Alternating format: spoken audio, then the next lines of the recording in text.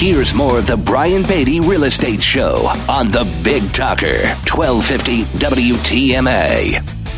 Welcome back as the Brian Beatty Real Estate Show continues here on the Big Talker, 1250 WTMA and WTMA.com. I'm, of course, Brian Beatty. We're going to talk now about Trump's plan to privatize the housing market, how he plans on revamping that. And so on September 5th, the Trump administration released a plan that would kind of reshape the U.S. housing market. And it starts with ending more than a decade of government control of two massive companies, Fannie Mae and Freddie Mac, that, by the way, back about half of the nation's mortgages. And so this plan has been talked about for the past 2 years or so. And so this plan from the Treasury Department features, somewhere around 50 proposals. A lot of them are very technical and in nature to change financial regulations. But of course, its aim is at shrinking government's role in the housing market.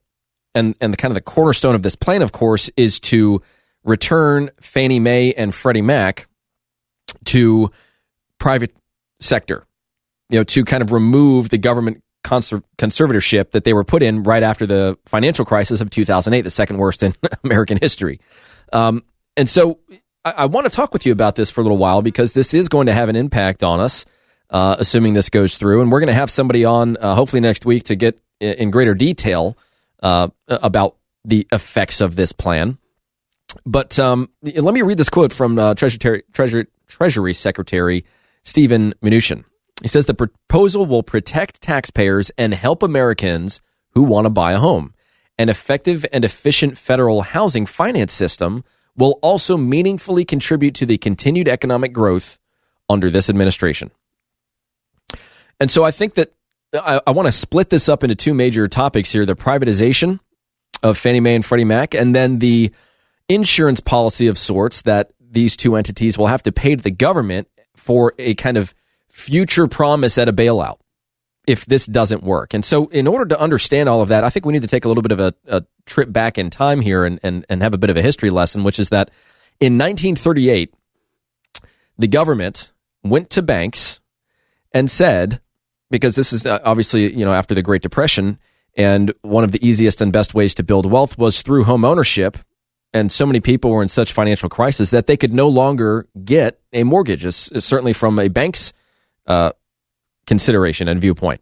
And so the government went to the banks and they said, we want you to continue to give mortgages to people under certain guidelines, of course. And if they can't pay, we will promise payment. That was the first time that the government backed banks in order to guarantee that mortgages can continue to be lent out so that people can afford to buy a house. And they did it again in the 50s, and they've done it several times over the course of the past 75 years. And so then, of course, they did it again in 2008, right after the market crashed. They established several guidelines in which borrowers now have to follow if they want to get one of these government-backed mortgages. And, of course, now Trump wants to make that private again like it was prior to 2008. And in their opinion, it will create competition, and it will do what it was ultimately designed to do, which was to be privatized, to go back to the private sector. So I think the fear a lot of people might have is that, well, if we're going back to privatization of these two entities that account for half of the nation's mortgages, are we then going to be susceptible to some of the same tactics and schemes and unbelievable incentives that got us into the trouble that we had over a decade ago in the first place? Is that a real threat? As a result of this, are interest rates going to go up? And that's going to be very tough to say. We're going to have to wait and see how things unfold here. And I'm going to have somebody that's more of an expert in this field talk with us about that and really talk about what could happen here.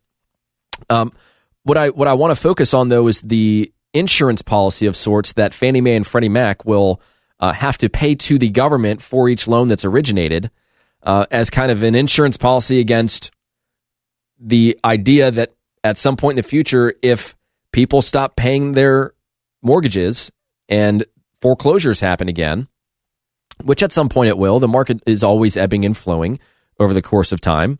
Then the government's saying, hey, if we need to jump back in, we'll jump back in, but you're going to pay us an insurance policy for that. And so the idea here that I really want to stress to you is that who is the person paying that insurance policy premium of sorts? Let's just call it that. If you know banks at all, you know that their bottom line is profit first.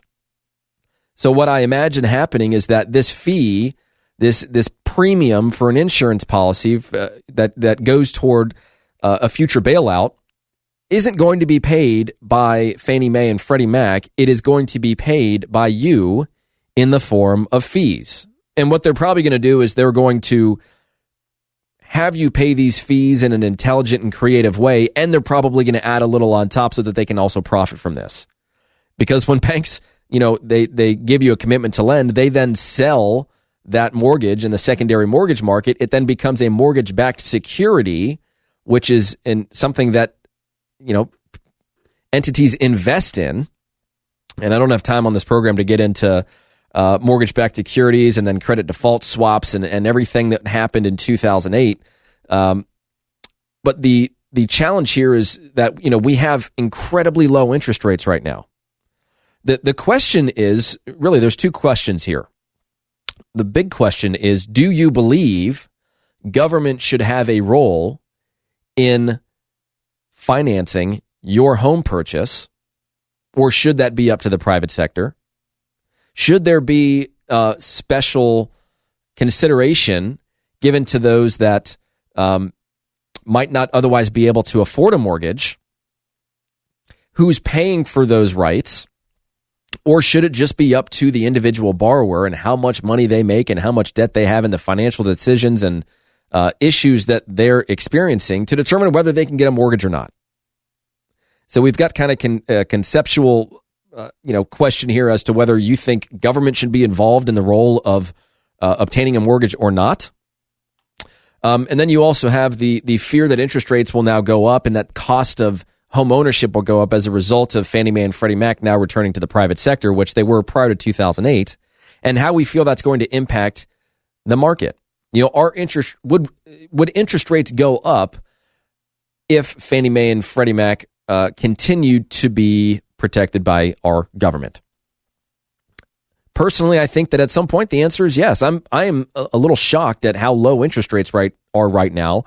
And I think that if you're thinking about buying a house right now, that article that I read you in the previous section about home ownership demand declining because of the cost of home ownership, there are two major things that you need to consider when buying a house as it relates to cost. And one is the cost of borrowing money. And then the other is the monthly payment that you're going to pay to own that home. The purchase price that you pay, it's a function of the market. Yes, it's going to go up. Yes, it's going to go down. But let's say that you're a buyer and you're saying, I'm going to wait for prices to start to go down before I buy a house. Well, first of all, it's really hard to time the market. You won't know that prices are going down until they've gone down for several months, because real estate is a lagging indicator. We don't really know what has happened until what's happening until it's already happened. I mean, I think I do a good job on this program of helping you guys understand what's about to happen. And we're going to talk about that next as it relates to this specific market here in Charleston. But let's say that you're of the opinion that I'm going to wait for prices to go down before I buy a house. Well, let's say prices come down 5%. And that is your magic number that then says to you, all right, now I'm ready to jump into the real estate market because prices are now down 5%, whatever that number is. Did you know that every time the interest rate goes up by 1%, let's say it goes from 4% to 5%, that is the equivalent of a 12% increase in your monthly payment. So what would you rather have, a 5% reduction in the purchase price or a 12% increase in the amount that you have to pay monthly to own that same house? These are the ways that we look at things with our clients, not in an attempt to push them into a home that they can't afford, but to think about the decision rather than being subjected to bits and pieces of information that are half-brained and half put together. You need to understand both sides of the coin here and understand the elements of risk and the direction of the market before you can make an informed purchase decision.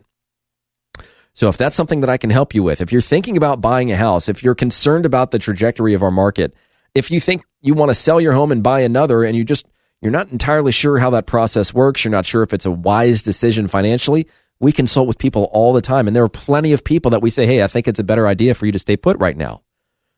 So if you call and you have those questions, please understand that the goal is not for us to get you to commit to putting your home on the market or to buying a house.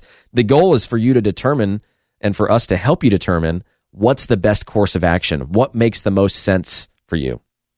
So if that's something we can help you with, my number is 843-345-1273. Again, that's 843-345-1273. Or you can visit us online, listingsincharleston.com. That's listingsincharleston.com. Or send me an email, brian@brianbeattyteam.com. Stick around, Charleston. We've got a lot more to discuss as the Brian Beatty Real Estate Show continues right here on the Big Talker, 1250 WTMA and WTMA.com. Hear the Brian Beatty Real Estate Show every Saturday morning at 9 and each Sunday morning at 10 on 1250 WTMA and WTMA.com.